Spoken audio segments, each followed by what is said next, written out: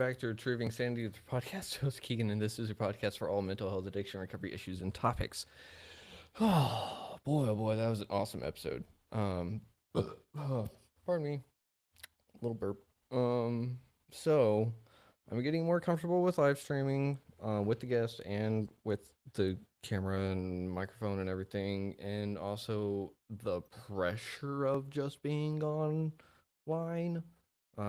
If you don't know what I mean, whenever you hit record and you're live streaming, there's a lot of pressure out of freaking nowhere that just gets dumped on you and is like, oh, I have to perform all of a sudden. And now it's kind of like out of my head and it's kind of like, oh, I'm just me and just talking with the person. And it took a while to get that into my head. But I just spoke with Lauren Bay, and she is crap, I forgot the exact title. Um, Alcohol free empowerment coach. That's it. Alcohol free empowerment. I wanted to say alcohol living free coach.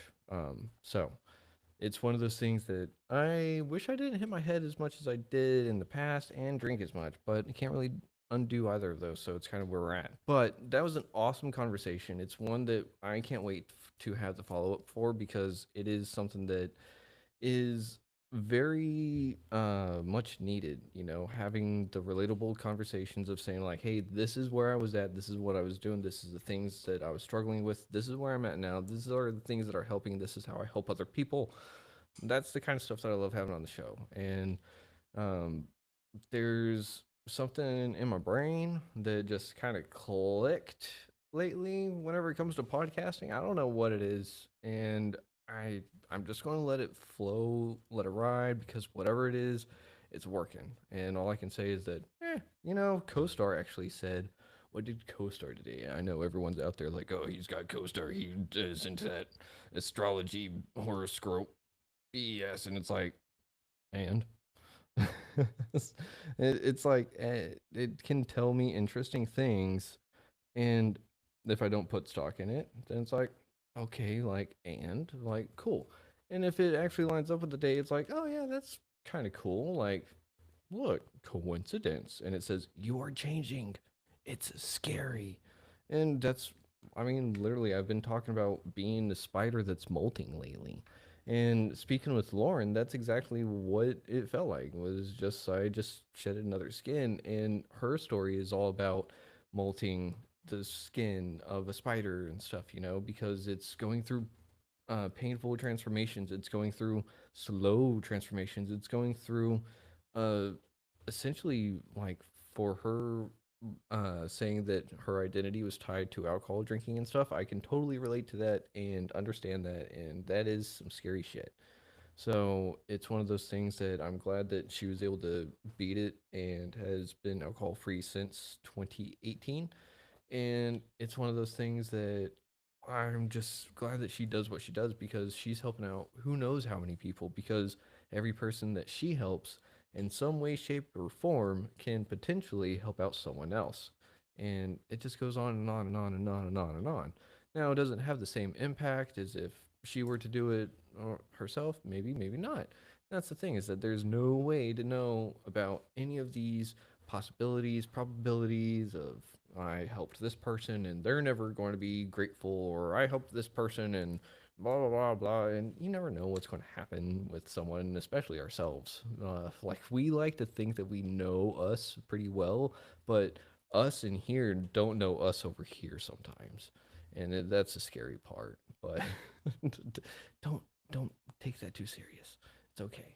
But whenever speaking to Lauren, we did get some live chat um, up here, and it was weird because like it popped up for a second, and I looked, and then it disappeared, and I was like, oh, okay. And then I looked again, and then it was up again, and I was like, this is weird. And so like right now it's up because I clicked on it, and so Jeremy. Hi, Jeremy. You're probably not watching this one, but howdy. And I know that feeling, slight depression, I guess. Yeah. And Epops, good show. Thank you. So I don't know, like it says 6:32 and 6:34 on the timestamps. When that was during the conversation, I don't know necessarily. That's one of my things. I think I need to like sit further away so that I can see more of the screen because some of the screen is also like in that little blind spot, that weird blind spot where you don't see stuff move or something, you know? Oh yeah, that's another thing. I got news. I'm going to have to go to the eye doctor soon because I do this. I feel like I don't look like I'm looking out of this eye. It doesn't feel right.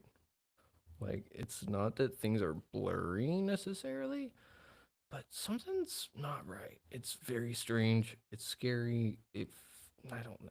It's the weirdest thing. My vision is not terribly affected, and it's not affected to the point to where it's like, oh, I can't read that water bottle or anything. You know, it's just like something's weird. And for once, I want to actually catch it before it gets way too bad. So when that's going to be, I'm not entirely sure. Got to find a doctor, and hopefully it doesn't get too bad before then. So we'll find out. But one of the things that we can learn from Lauren's conversation is that it's okay to be kind to ourselves. It's okay to be scared. It's okay to walk forward through that fear too, because we don't know what's on the other side. And that's okay sometimes, you know. And maybe we do know what's on the other side, and we're just a little hesitant to take that first step. So maybe we should still just take that first step if we know what's on the other side. But it can be hard to do by ourselves. And I know for me, I wouldn't have taken my first step in recovery if it weren't for my dad and Benton. And literally, if it weren't for Benton tackling my ass and my dad chewing me out, I would not have gotten help. You know, like it took yeah, it took a bit to convince me, well, rather sober me up enough to say, all right, you know what, fuck it. And, but I was just in a weird space and everything, everything lined up and the way it did, like in the moment, yeah, it sucked. It did not feel good or anything like that. But looking back on it, it's like, I'm glad everything lined up the way it did and turned out the way it did because I couldn't have tried to plan it or do anything like that. None of that. Any of this has not been to plan. The only thing that's really been to plan has hardly even the podcast because that wasn't my plan.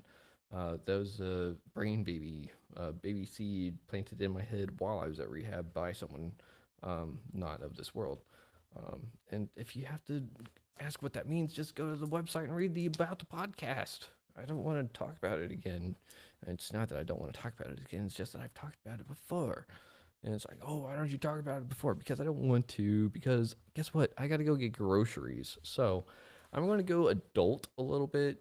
And y'all just have a good time trying to adult or teenage as well. If you're teenaging, don't forget you're going to adult later too. So just don't, don't, don't adult. Don't. Yeah, just stop. Yeah. Do yourself a favor and just stop growing. Just stop. Just force yourself. Mentally think it. Done. And you're done. You, you will never grow old ever again. You're welcome. Thank you and have a great day, everyone. Much love. Stan.